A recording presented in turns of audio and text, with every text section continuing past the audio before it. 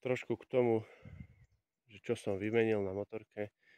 Na nej som vymenil tento plast pod sedadlom, čo je celý zelený, čierny. Vymenil som celý plast, toto čo drží EŠPZ-ku, a to je vlastne podblatník až sem dole. Vymenený ABS senzor, ten po páde, ten magnet vo vnútri sa pokazil, ináč motorka na to ani nepadla, ale iba ten náraz poškodil ABS senzor.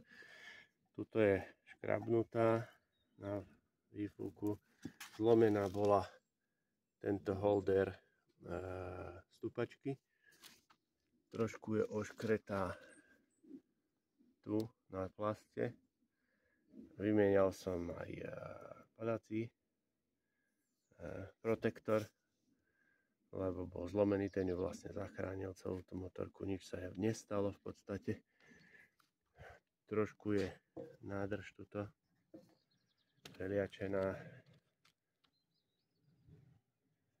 Tuto chýba toto. Vymienial som riaditka, toto, lebo bolo zohnuté tu konkrétne. To je nové.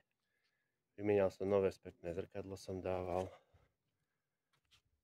Takže v podstate motorka je zrepasovaná, nič jej není, rám není zohnutý, bol na geometrii predchádzajúcim majiteľom, naozaj nič jej nie je.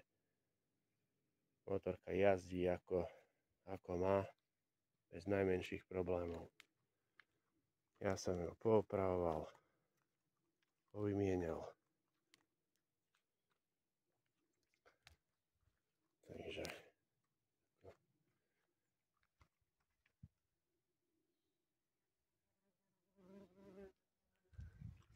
a je na nej najazdené konkrétne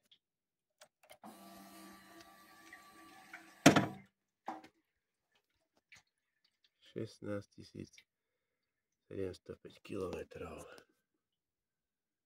Natočíme